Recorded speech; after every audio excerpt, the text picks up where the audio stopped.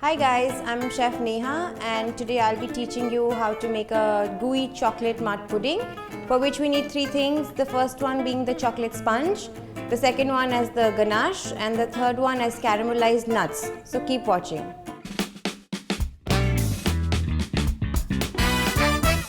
So for the chocolate sponge, I'm going to begin with adding 1 cup powdered sugar, 1 cup flour,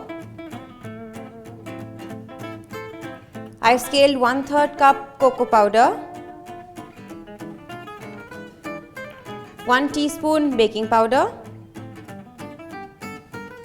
half a teaspoon baking soda, and a very little salt just for the color and the goodness of the cake. I'm going to mix these ingredients now before we add on to all the wet ingredients to the same mixture. So now we are going to add all the wet ingredients, beginning with half cup of oil. Try to put it everywhere. Then is half cup of water, 1/4 cup of milk, some yogurt,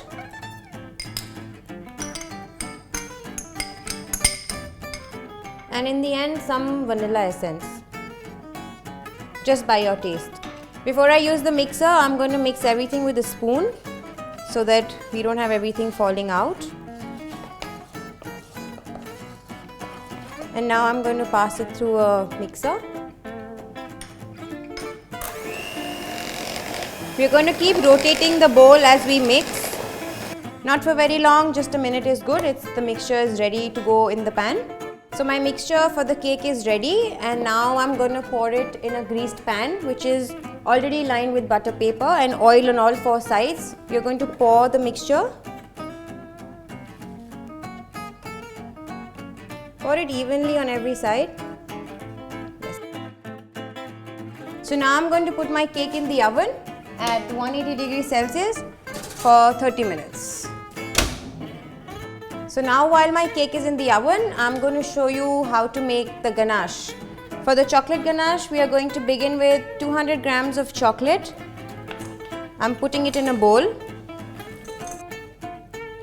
An equal quantity of cream. You can use any brand of cream that you're comfortable with. So we have a little black and white looking mixture. So I'm going to put this mixture in a saucepan which is full of water, say about an inch of height of water. And we are going to put this on top, bring it to mix. The reason for doing it is it doesn't burn your chocolate and it gives you a very smooth textured ganache. So my ganache is ready now. We're going to switch off the gas, take it off the water.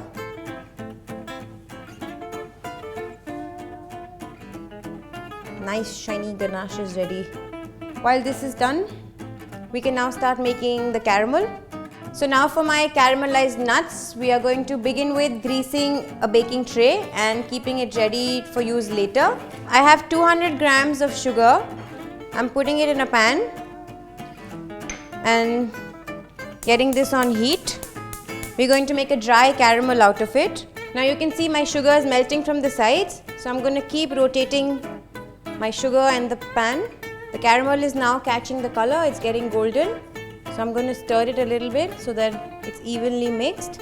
Caramel cooks really fast, so you have to be very careful as to not overdo it. It's almost going to be done. I'm turning off the heat, as even after switching it off, the caramel keeps cooking on its own. And it's going to take this nice light golden color. To this caramel, I'm going to add my roasted almonds and cashews and mix it. Make sure everything is coated with sugar. You can add as many nuts as you want. It's totally subjective. Now we are going to let this cool completely till it becomes crunchy. So my cake is ready here. It's cut into cubes and we have all the other 2 parts as well. To begin with, I'm taking some cubes of sponge and crushing them with my hands. It doesn't have to be really well crushed because eventually it will get there. So just crumb it out. I'm going to pour my ganache on top of it.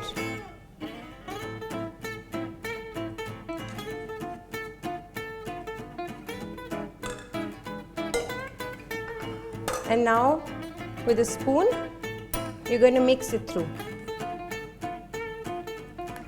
There is no fixed quantity as to how much sponge, how much ganache you want to put, because it can be just of your choice. How gooey you want it, how soft you want it, totally up to you.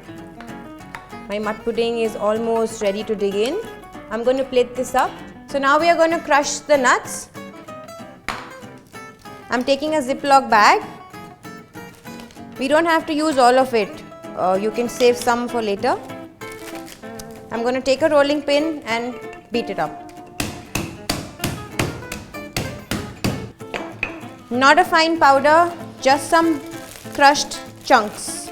You can see this, nothing very fine. I have some big chunks, I have some small chunks. So these are ready. Now we are going to plate our mud pudding. So let's get the final element started. I'm going to put my mud pudding in the dish. Spread it out a little bit. I'm going to put some nuts on top.